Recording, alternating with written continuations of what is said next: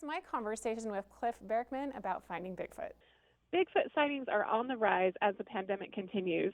The Finding Bigfoot team is back on the hunt as compelling evidence mounts and Finding Bigfoot, the search continues. Here to tell me more is Bigfoot Field Research Organization evidence analyst Cliff Barackman. Thank you so much, Cliff, for joining us today. Thank you very much for having me on. So before we start talking about the show, you're in a pretty impressive and unique location. Tell me more.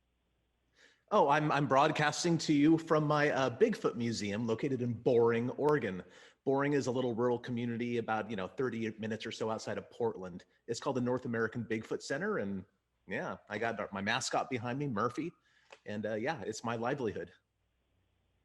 And Bigfoot sightings are on the rise. Is that because people are outdoors more? Why do you think that's happening more now than it has in the past? Well, I think it might be happening a little bit more just because people are trying to get away from the city centers and they're going out into the woods. And of course, you have a way higher chance of seeing a Sasquatch out in the wilds than you do like in downtown Los Angeles or something. So people are getting out and enjoying their public lands that we all own. And that happens to be where the Sasquatches roam as well. And there's also been an improvement in technology, the surveillance and tracking technology that looks for Bigfoot, correct? Yeah, and this has been a very important development. I mean, as technology gets better and better, and more importantly, as the price drops, people are having like really amazing technology. It was unthinkable 50 years ago in their hands, literally in their pockets. And we've also noticed correlating to that is an increased number of good photographs and videos and sound recordings and everything that you would imagine from a higher level of technology coming in as Bigfoot evidence, which of course, as the evidence analyst, that gives me a lot to do. Right, and it's the first time in 3 years your team is reuniting and Finding Bigfoot. The search continues, and you're visiting hotspots in the U.S. Where are some of the hotspots? Well, some of the more recent hotspots that have been drawing our attention is Southeast Ohio and West Virginia. There's a location in Southeast Ohio in Hocking Hills that a fantastic investigator named B. Mills has been putting out audio recorders and recording 7 days a week, 24 hours a day. And this has been going on for years.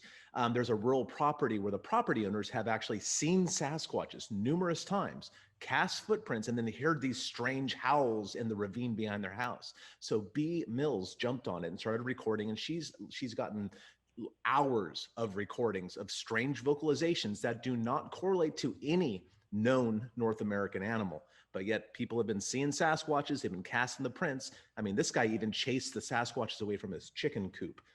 With the Sasquatch had chicken in each hand too. So we know Bigfoots are involved. So in the show, you travel to these places, you're analyzing the evidence. How is the show structured? The show basically is that we four investigators go to a location based on ongoing current events and evidence. We investigate those pieces of evidence, talk to the witnesses involved, and then we go out in the woods to see if we can perhaps hear or encounter a Sasquatch for ourselves.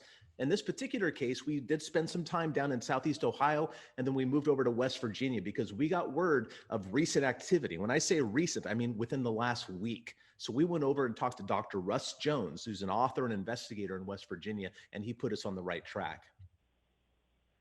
Why do you think that so many people are fascinated by Bigfoot? There were many seasons of the show Finding Bigfoot, one of Animal Planet's most popular series. Now, this is on Discovery Plus, but why do you think people love to watch this so much? Well, I think it's a combination of a lot of things. I mean, first of all, everybody loves a mystery, right? And especially a mystery about what potentially could be a monster. Now, of course, these aren't like scary, like monster demon sort of things like that. This is more like, a mountain gorilla or something like that. But it's even more than that. They're probably much more closely related to us than mountain gorillas are.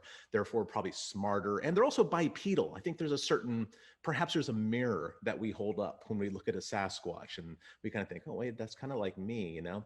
But there's more than that too, because our show is a lot of fun. I think what I hear from our fans, at least, is that when they watch our show, they can tell that we four investigators are having a really good time. We love what we do.